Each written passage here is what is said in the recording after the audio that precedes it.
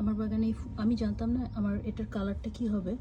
এটার ফুলটার নাম হচ্ছে অ্যানেমনি অ্যানিমনি অ্যানেমনি আর কি, এরকম নামটা। এতটাই পার্পল এটা যে ঠিক আমার এই আংটিটার মতো পার্পল। দেখি কালকে ফুটলে ওর চেহারা দেখবো কেমন দেখতে।